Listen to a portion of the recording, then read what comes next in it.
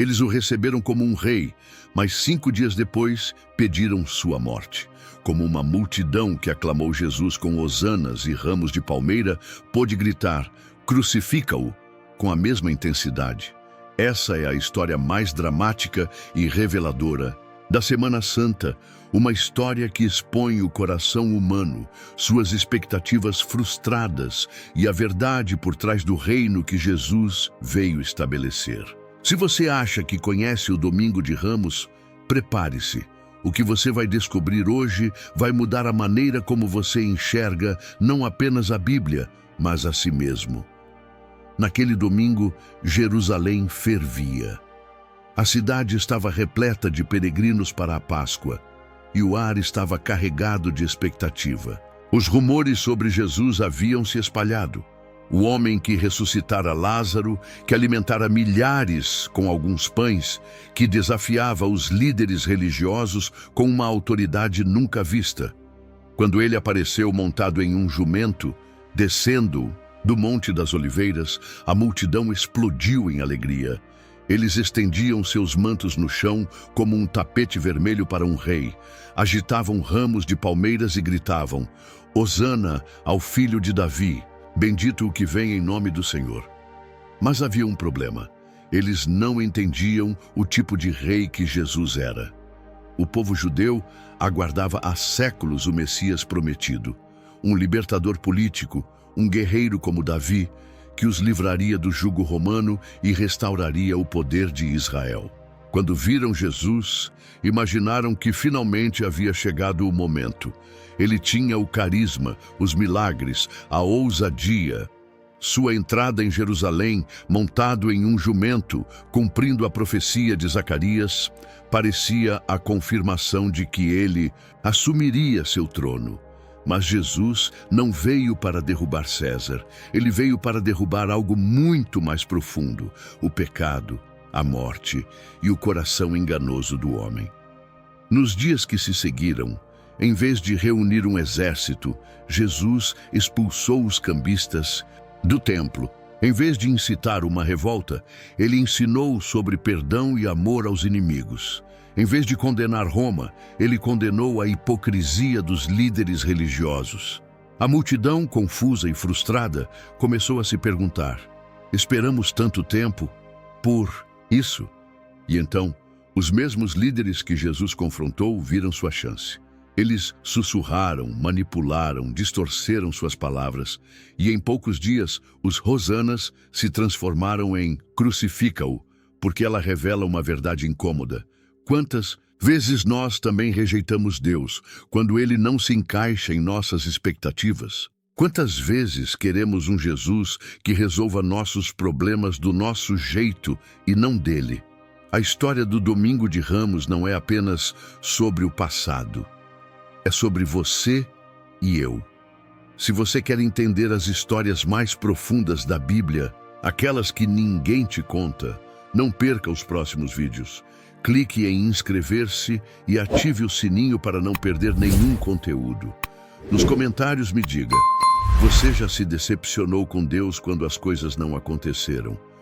Como você esperava? O sol daquela manhã de domingo iluminava o caminho poeirento que descia do Monte das Oliveiras em direção a Jerusalém. Uma tensão sagrada pairava no ar. Algo extraordinário estava prestes a acontecer. Jesus, que normalmente andava a pé, como qualquer outro rabino, desta vez fez algo deliberadamente simbólico. Pediu um jumentinho para montar. Esse detalhe aparentemente simples era, na verdade, um cumprimento calculado da profecia de Zacarias 9:9. Eis que o teu rei vem a ti, justo e salvador, humilde, montado num jumento, num jumentinho, cria de jumenta.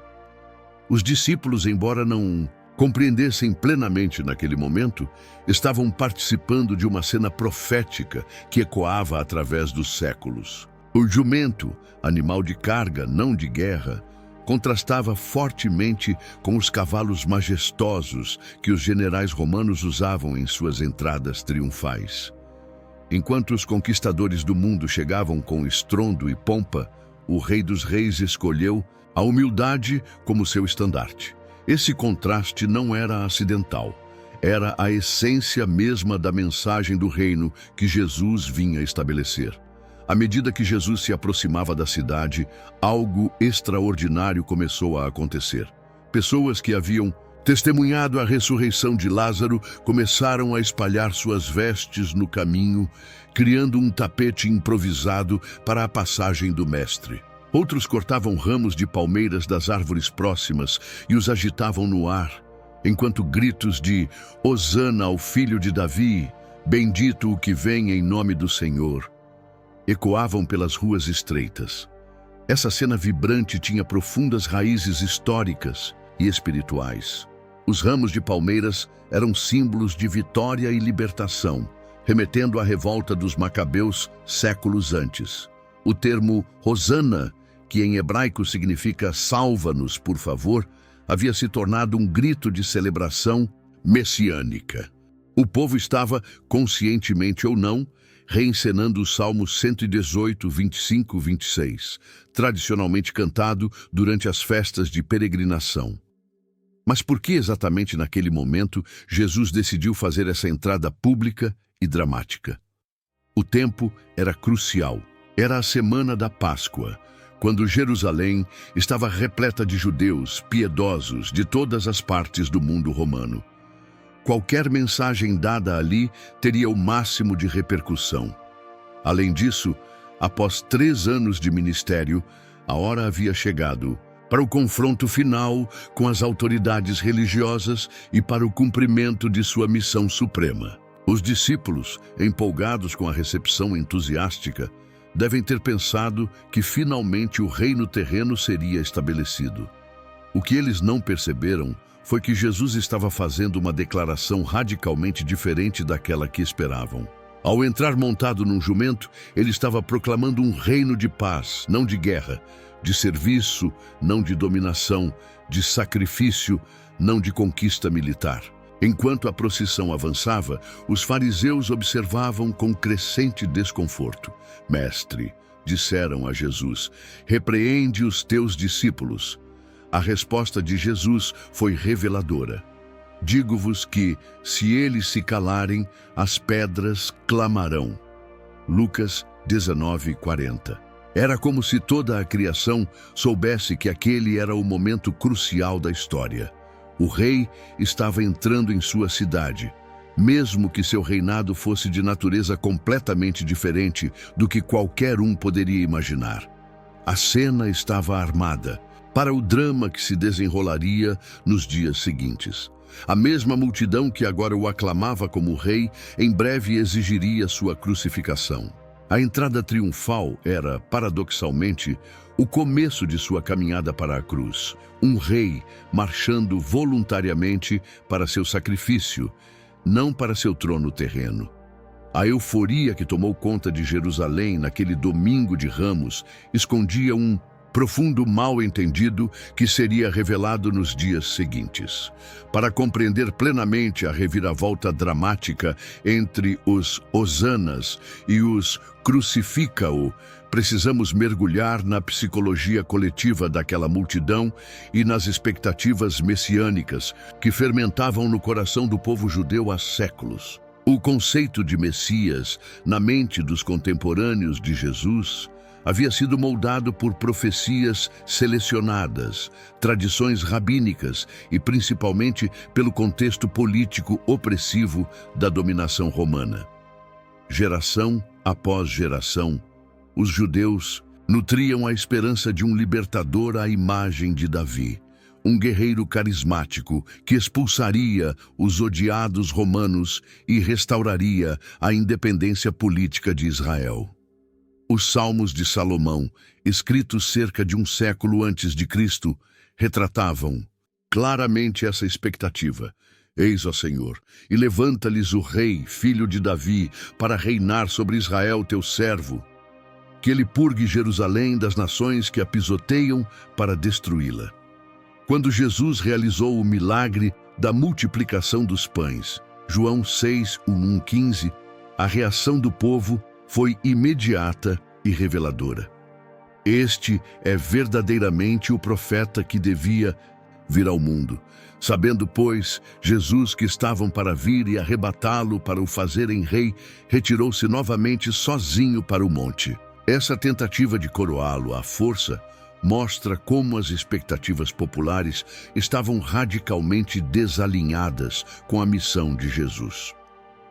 Os sinais messiânicos que Jesus escolheu enfatizar, curas, libertação de endemoninhados, ressurreição de mortos, apontavam para uma realidade espiritual profunda.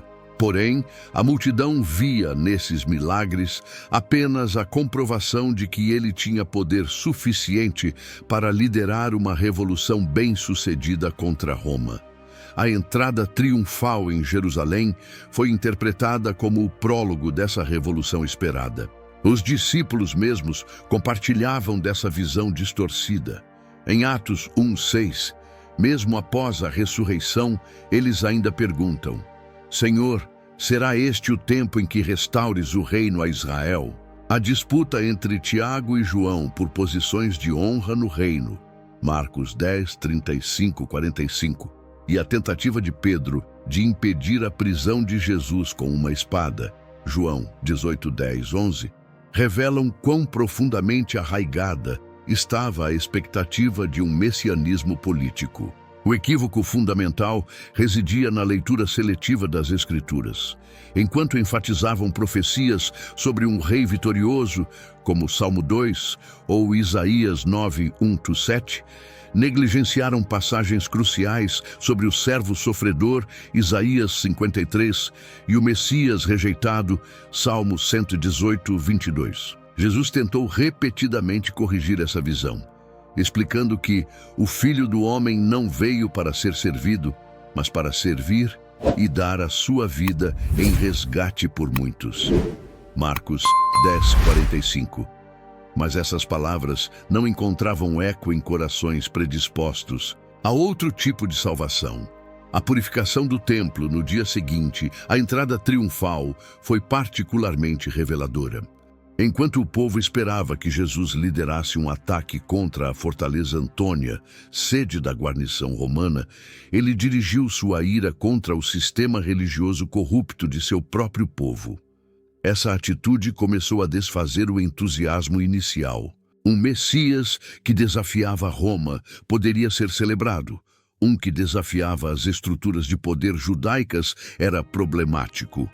Os líderes religiosos, percebendo essa tensão latente, souberam explorá-la habilmente. Nos dias seguintes, começaram a semear dúvidas. Se ele é o Messias, por que não se declara abertamente? Por que não age contra os romanos? Por que fala em morrer? João 12:34. A decepção estrategicamente alimentada preparou o terreno para a reviravolta emocional que culminaria na Sexta-feira Santa. Esse equívoco histórico nos ensina uma lição profunda sobre como lemos as promessas divinas. Quantas vezes, como aquela multidão, projetamos em Deus nossas expectativas terrenas e depois nos decepcionamos quando ele age de maneira diferente? A história se repete sempre que buscamos um Deus feito à nossa imagem, em vez de nos conformarmos à imagem do Deus verdadeiro revelado em Cristo. Nos dias que se seguiram à entrada triunfal em Jerusalém, uma transformação sutil mas poderosa começou a tomar conta da atmosfera da cidade.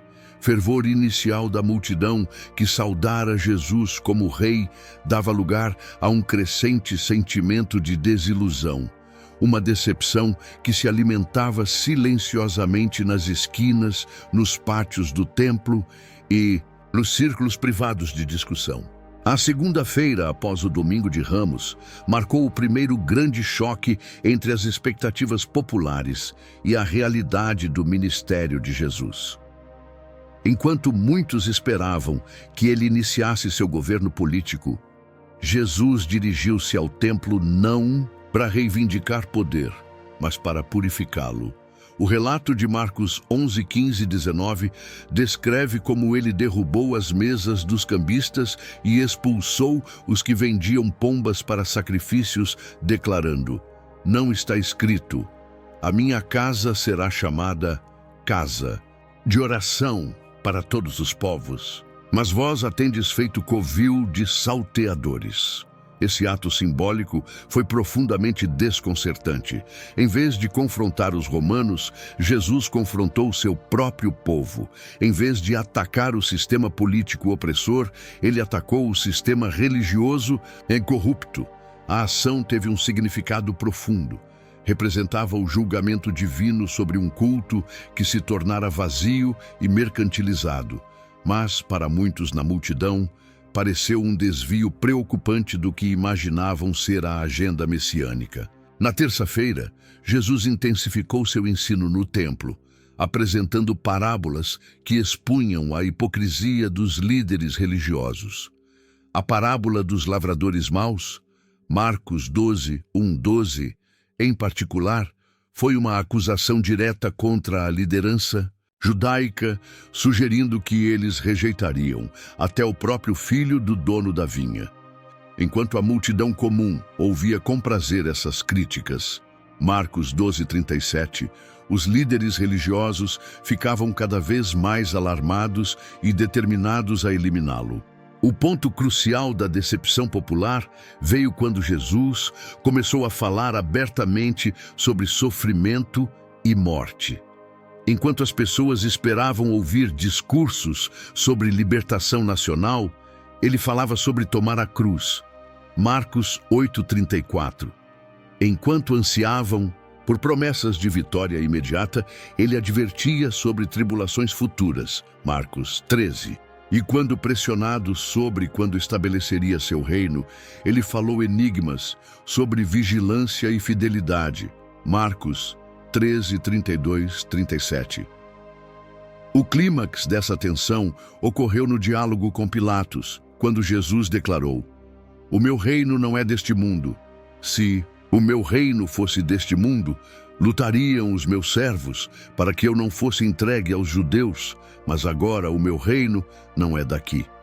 João 18, 36. Essa afirmação, que deveria ter esclarecido a natureza espiritual de sua missão, foi, na verdade, o golpe final nas esperanças daqueles que buscavam um libertador político. A decepção que se seguiu foi explorada habilmente pelos líderes religiosos. Eles perceberam que poderiam capitalizar o sentimento de frustração que se espalhava entre o povo. Começaram a espalhar insinuações. Se ele é o Messias, por que não prova seu poder? Por que não desce da cruz? Mateus 27, 42. A mesma multidão que havia visto em Jesus a realização de suas esperanças nacionais começou a vê-lo como um fracassado, alguém que não cumprira suas promessas implícitas. Essa transformação de opinião não foi instantânea, mas gradual, alimentada dia após dia pelas ações e palavras de Jesus, que intencionalmente frustravam expectativas terrenas. Ele sabia que estava desapontando as multidões, mas preferiu ser rejeitado pela verdade do que aceito por uma mentira. Sua recusa em atender às expectativas populares foi, em última análise, um ato de amor, pois só rejeitando o falso messianismo que lhe queriam impor, poderia oferecer a verdadeira salvação que todos precisavam. A lição dessa decepção silenciosa permanece relevante hoje. Quantos abandonam a fé quando Deus não corresponde às suas expectativas? Quantos procuram um Cristo que satisfaça seus desejos em vez de um Salvador que transforme seus corações? A história do Domingo de Ramos nos adverte sobre o perigo de criar um Deus à nossa imagem e sobre a graça surpreendente do Deus verdadeiro que prefere nossa rejeição honesta à nossa aceitação enganosa. Nos bastidores da narrativa pública da Semana Santa, desenvolvia-se um jogo político-religioso complexo e calculista. Os líderes judaicos, compondo uma improvável aliança entre fariseus, saduceus e herodianos, viram na crescente decepção popular com Jesus uma oportunidade estratégica para eliminar o que consideravam uma ameaça existencial ao seu poder. e ao frágil status quo com Roma. O Sinédrio, Supremo Tribunal Judaico, já havia decidido secretamente pela morte de Jesus após a ressurreição de Lázaro, João 11, 47 e 53. Caifás, o sumo sacerdote, articulou o argumento político decisivo. Convém que um homem morra pelo povo, e não que toda a nação pereça. Esta declaração, embora profética em seu significado mais amplo, revelava o cálculo cínico que orientava as ações da elite religiosa. A preservação de seu poder institucional a qualquer custo. A estratégia de manipulação empregada pelos líderes religiosos foi multifacetada e psicologicamente astuta. Primeiro, exploraram habilmente a discrepância entre as expectativas populares e a mensagem de Jesus. Enquanto a multidão esperava um Messias triunfante, os sacerdotes destacavam cada ensinamento de Jesus sobre serviço, perdão e sofrimento, apresentando-os como prova de sua inadequação para o papel messiânico. Segundo, lançaram mão de táticas de desinformação e difamação. Alegaram que Jesus blasfemava ao perdoar pecados, de Marcos 2:7, que violava o sábado, Marcos 3:2, que comia com pecadores, Marcos 2:16, e que ameaçava destruir o templo, Marcos 14:58, uma distorção de suas palavras. Essas acusações, repetidas incessantemente, criaram um clima de hostilidade contra Jesus entre os setores mais piedosos da população. Terceiro, os líderes religiosos cooptaram a figura de Judas Iscariotes, um dos 12 discípulos, transformando-o em peça-chave de seu plano. O Evangelho de João sugere que Judas já roubava do grupo, João 12:6, demonstrando uma vulnerabilidade moral que foi explorada pelos adversários de Jesus. A quantia de 30 moedas de prata, Mateus 26:15. O preço de um escravo, segundo Êxodo 21:32, foi tanto um pagamento quanto um insulto calculado. A manipulação atingiu seu ápice durante o julgamento de Jesus. O Sinédrio violou múltiplas regras de seu próprio sistema legal. Realizou o julgamento à noite durante a Páscoa. Não conseguiu produzir testemunhas consistentes, Marcos 14:56. E condenou Jesus com base em sua própria confissão, o que era proibido pela lei judaica. A pressa em eliminar Jesus antes do sábado pascal revelava o caráter político, não judicial, do processo. Quando levaram Jesus a Pilatos, os líderes religiosos adaptaram habilmente suas acusações para apelar às preocupações romanas. Sabendo que Pilatos não se importaria com questões de blasfêmia, repackage suas acusações em termos políticos. Encontramos este homem pervertendo a nossa nação, proibindo dar tributo a César e afirmando ser ele mesmo Cristo, Rei. Lucas 23:2. Esta foi uma distorção grosseira dos ensinamentos de Jesus, que explicitamente mandara dar a César o que é de César. Marcos 12:17. A manipulação final veio quando os sacerdotes incitaram a multidão a pedir a libertação de Barrabás, um notório insurgente político, em vez de Jesus, Marcos 15:11. Esta jogada psicológica foi brilhante em sua perversidade. Ao fazer a multidão escolher entre um revolucionário violento e o pacífico Jesus, eles solidificaram a rejeição popular ao verdadeiro Messias. O povo manipulado acabou clamando pela crucificação de quem 5 dias antes aclamara como rei. A ironia trágica é que os líderes religiosos, em seu esforço para preservar o sistema do qual dependiam seu poder, João 11:48, tornaram-se instrumentos involuntários do próprio plano divino que buscavam frustrar. Como Pedro mais tarde pregaria, este homem, entregue pelo determinado desígnio e presciência de Deus, vós o matastes, crucificando-o por mãos de iníquos. Atos 2:23.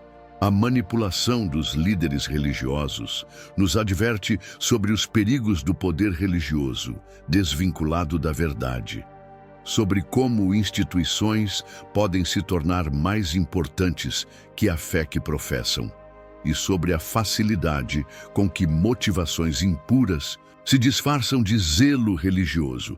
Sua história serve como alerta eterno contra a instrumentalização de Deus para fins humanos. A transformação da multidão de Jerusalém, de adoradores entusiastas em uma turba sedenta por crucificação, representa uma das reversões psicológicas mais chocantes registradas nas Escrituras. Essa mudança radical não ocorreu da noite para o dia, mas foi o resultado de uma série de fatores psicológicos, sociais e espirituais que se desenrolaram durante aquela semana fatídica.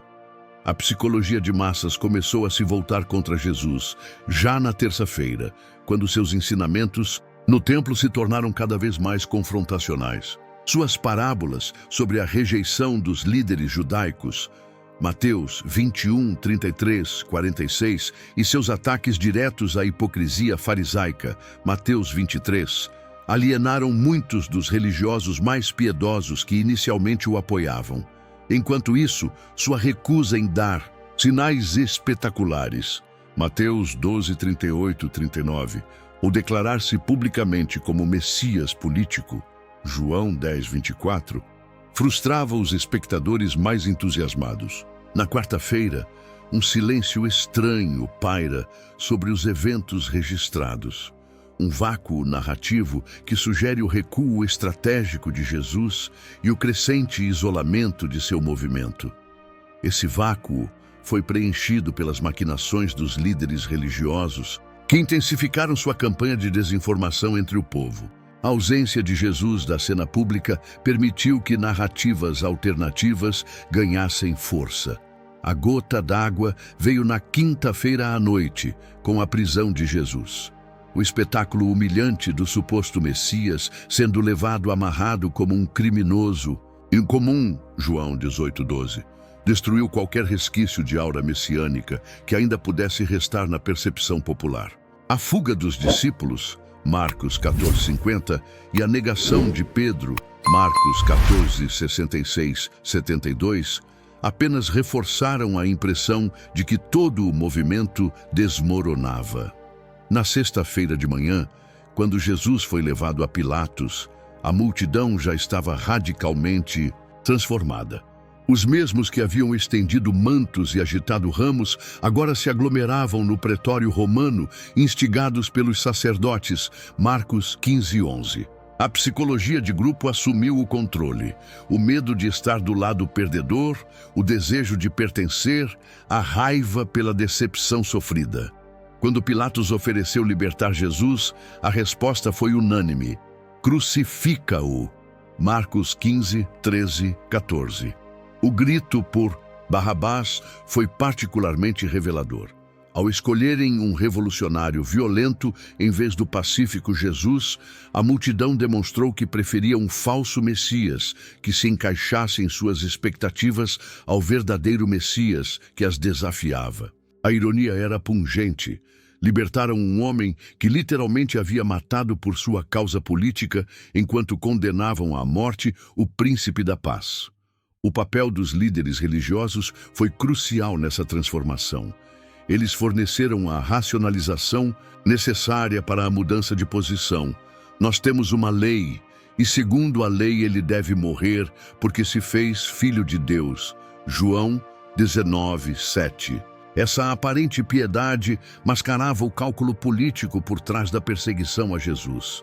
O sumo sacerdote chegou a declarar cinicamente: não tendes conhecimento que é conveniente que um só homem morra pelo povo, e que não pereça toda a nação? João 11:50. A velocidade da mudança de opinião revela a superficialidade da fé da multidão. Sua adoração inicial estava fundamentada não em compreensão espiritual, mas em expectativas de benefício imediato. Quando Jesus Se recusou a cumprir essas expectativas, a adoração se transformou em ódio.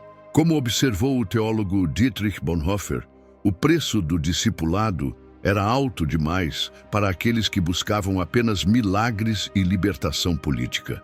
Essa reversão dramática ecoa através dos séculos como um aviso solene sobre a natureza da fé verdadeira. Quantos hoje abandonam Cristo quando ele não corresponde às suas expectativas? Quantos trocam a verdade por um evangelho mais palatável? A multidão de Jerusalém nos ensina que a fé baseada em emoções passageiras e interesses pessoais não sobrevive às crises. Apenas a fé enraizada na verdade permanece firme. Em meio ao turbilhão emocional daquela semana, a postura de Jesus emerge com impressionante serenidade e propósito. Enquanto a multidão oscilava entre aclamação e rejeição, enquanto os discípulos vacilavam entre lealdade e negação, enquanto os líderes religiosos tramavam com crescente frenesi, Jesus mantinha uma calma sobrenatural que revelava sua plena consciência e aceitação do plano divino. Desde a entrada em Jerusalém, Jesus demonstrava extraordinária clareza sobre o que o aguardava. Ao aproximar-se da cidade, ele chorou sobre ela, prevendo sua destruição futura. Lucas 19, 41, 44. Uma cena comovente que mostrava seu amor mesmo pelos que logo o rejeitariam. Seu conhecimento dos eventos futuros era tão preciso que pôde enviar discípulos para preparar a última ceia com instruções detalhadas. Marcos 14, 12, 16, antecipando até o encontro com um homem carregando um cântaro de água. Durante seu julgamento, o silêncio de Jesus foi particularmente significativo. Diante de Herodes, nada respondeu. Lucas 23, 9. Perante Pilatos, sua resposta foi mínima. Tu dizes que eu sou rei. João 18, 37. Isaías havia profetizado esse comportamento séculos antes.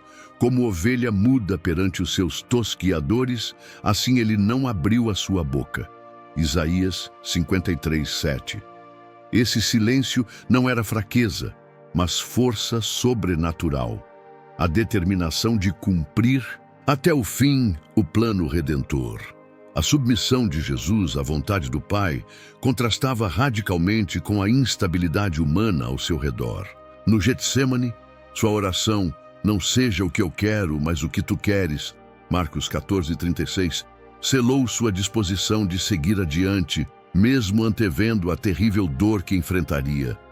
Enquanto Pedro reagiu com violência ao prendê-lo, João 18, 10, Jesus repreendeu o discípulo e curou o servo ferido, Lucas 22, 51, um ato extraordinário de amor no momento de sua própria captura.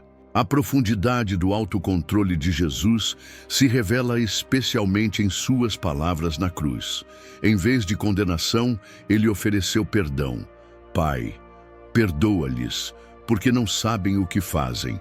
Lucas 23, 34. Ao ladrão arrependido, prometeu o paraíso, Lucas 23, 43. A João e Maria proveu cuidado mútuo, João 19, 26, 27. Cada palavra era medida, proposital, revelando um coração completamente alinhado com o Pai, mesmo no ápice do sofrimento. Esse silêncio eloquente e essas poucas palavras poderosas demonstravam que Jesus nunca foi vítima passiva dos eventos. Como ele mesmo declarou, ninguém atira a vida de mim, mas eu de mim mesmo a dou. Tenho autoridade para a dar e tenho autoridade para retomá-la. João 10, 18. Cada passo em direção à cruz foi um ato deliberado de obediência amorosa, não uma rendição às circunstâncias. A postura de Jesus diante da rejeição nos ensina lições profundas sobre verdadeira força espiritual. Enquanto os poderes deste mundo se agitam em frenesi, o reino de Deus avança com quieta determinação. Enquanto a multidão oscila ao sabor das circunstâncias, o discípulo verdadeiro permanece firme na vontade do Pai. O silêncio de Jesus não era derrota, mas a mais poderosa declaração de soberania divina, uma soberania que transformaria a aparente derrota da cruz na maior vitória da história. A dramática narrativa da Semana Santa culmina com uma revelação que transcende seu contexto histórico imediato: a natureza paradoxal do reino que Jesus veio estabelecer. Enquanto multidões e líderes religiosos buscavam um reino visível, de poder político e dominação, Jesus inaugurava um reino espiritual que operava segundo lógicas completamente diferentes. O contraste entre as expectativas humanas e o plano divino nunca foi tão evidente quanto na cena da crucificação. O que parecia ser a derrota humilhante de um pretenso Messias era, na verdade, a vitória cósmica do amor divino sobre o pecado e a morte. A cruz, instrumento de tortura romana, transformou-se no trono do verdadeiro rei. A coroa de espinhos, destinada a ridicularizar, tornou-se símbolo de uma soberania que não precisa de ostentação para ser real. Jesus havia tentado repetidamente explicar essa natureza paradoxal do reino. A Nicodemos falou sobre nascer do alto, João 3:3. Aos discípulos ensinou que o reino de Deus está dentro de vós, Lucas 17:21. Nas bem-aventuranças, descreveu cidadãos do reino cujas virtudes, humildade, misericórdia, pureza de coração, eram diametralmente opostas aos valores dos reinos terrenos. Mateus 5:3-12. A rejeição de Jesus pelos seus contemporâneos revelou uma verdade profunda sobre a condição humana. Nossa tendência a preferir um Deus feito à nossa imagem, que confirme nossos preconceitos e atenda nossas expectativas, em vez do Deus verdadeiro que nos confronta e transforma.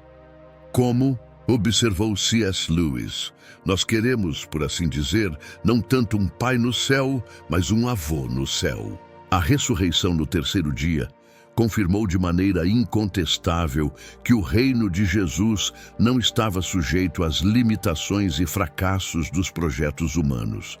Enquanto os impérios terrestres surgem e caem, seu reino permanece para sempre. Daniel 2:44. Enquanto os líderes religiosos buscavam preservar um sistema, Jesus estabelecia uma nova aliança baseada em seu próprio sangue. Lucas 22:20. A lição final do Domingo de Ramos e seus desdobramentos permanece atual. O verdadeiro discipulado exige que morramos para nossas expectativas limitadas sobre como Deus deve agir, para podermos abraçar sua obra surpreendente em nossas vidas. O reino de Deus continua a avançar, não através de poder e glória terrenos, mas através do serviço humilde, do amor sacrificial e da obediência incondicional à vontade do Pai. Esta narrativa nos confronta com perguntas profundas. Que tipo de Messias estamos buscando hoje? Um que atenda nossas expectativas ou o Jesus real das Escrituras? Estamos dispostos a seguir um Cristo que nos chama à cruz antes da coroa? Se este conteúdo tocou seu coração e abriu seus olhos para as profundas verdades da palavra, não deixe de se inscrever em nosso canal. Ative o sininho para receber notificações de nossos próximos vídeos, onde continuaremos explorando as riquezas das Escrituras com profundidade e relevância para nossos dias. Compartilhe nos comentários qual aspecto da história do Domingo de Ramos mais impactou você. Como esta mensagem desafia suas próprias expectativas sobre Deus. Sua participação nos ajuda a criar conteúdos cada vez mais relevantes para a sua jornada espiritual. Que a história do rei que escolheu a cruz nos inspire a viver com a mesma disposição de obedecer a Deus, mesmo quando seus caminhos contradizem nossas expectativas humanas. A história da rápida transição da multidão de Hosana para Crucifica-o não é meramente um relato histórico, mas um espelho que reflete as contradições do coração humano em todas as gerações. Hoje, como então, manifestamos nossa própria versão dessa rejeição sempre que tentamos moldar Cristo à nossa imagem, em vez de nos moldarmos a dele. O fenômeno moderno da fé sob medida revela nossa tendência persistente a criar um Jesus palatável. Nas igrejas que promovem a teologia da prosperidade, vemos um Cristo reduzido a mero provedor de bens materiais. Nos círculos políticos, que instrumentalizam a religião, encontramos um Messias transformado em garoto propaganda ideológico. Nas espiritualidades New Age surge um Jesus Light, desprovido de exigências morais. Cada uma dessas distorções repete o mesmo erro da multidão de Jerusalém: amar a ideia de um Salvador que confirme nossos desejos em vez de se render ao Salvador verdadeiro. Nossa sociedade secularizada desenvolveu formas mais sofisticadas, porém igualmente eficazes, de rejeitar Cristo. A cultura contemporânea aplaude o Jesus histórico como grande mestre moral, enquanto rejeita veementemente o Cristo ressurreto que exige senhorio sobre todas as áreas da vida. A academia trata suas palavras como objeto de estudo, não como mandamento a ser obedecido. As mídias celebram seu ensino sobre amor, mas ignoram seus chamados ao arrependimento. Essa rejeição seletiva é tão perigosa quanto a rejeição aberta, talvez mais, por sua aparência de sofisticação. Os mecanismos psicológicos que levaram a multidão a virar-se contra Jesus continuam operando em nossos dias. A decepção quando orações não são respondidas como esperamos segue, levando muitos a abandonar a fé. A pressão social para conformar-se aos valores secularizados faz outros negarem publicamente suas convicções. O desejo de aprovação leva alguns a diluir a mensagem do Evangelho para torná-la mais aceitável. Em todos esses casos, repetimos o drama do Domingo de Ramos em versões atualizadas. A lição mais dura e libertadora que podemos extrair dessa narrativa é que o verdadeiro discipulado exige que morramos para nossas expectativas sobre como Deus deve agir. Como Jesus advertiu: se alguém quer vir após mim, negue-se a si mesmo, tome a sua cruz e siga-me. Marcos 8:34. O caminho do discipulado genuíno não é sobre Deus realizar nossos sonhos, mas sobre sermos transformados à imagem de Cristo, mesmo quando isso contradiz nossos planos e preferências. A boa notícia é que enquanto a multidão volúvel o abandonou, Cristo permanece fiel. Sua morte e ressurreição garantem que mesmo quando falhamos como seus seguidores, sua graça ainda nos alcança. Como Pedro, que negou Jesus, mas foi restaurado, temos a oportunidade de voltar-nos para o verdadeiro Messias, não o que inventamos em nossa imaginação, mas o revelado nas Escrituras. Esta jornada, através dos eventos do Domingo de Ramos, nos convida a um exame de consciência profundo. Em quais áreas da vida temos procurado um Cristo conveniente em vez do Cristo das Escrituras? Onde temos cedido à pressão de adaptar nossa fé às expectativas culturais? Se este conteúdo ressoou em seu coração, não deixe de se inscrever em nosso canal para continuar essa jornada de fé autêntica. Compartilhe este vídeo com alguém que precisa ouvir esta mensagem e deixe nos comentários como esta reflexão impactou sua vida espiritual. Que possamos, diferentemente da multidão volúvel de Jerusalém, permanecer fiéis ao verdadeiro Jesus, não o que gostaríamos que ele fosse, mas o que as Escrituras revelam que ele é. O caminho pode ser difícil, mas a recompensa, a vida verdadeira em Cristo, vale qualquer custo.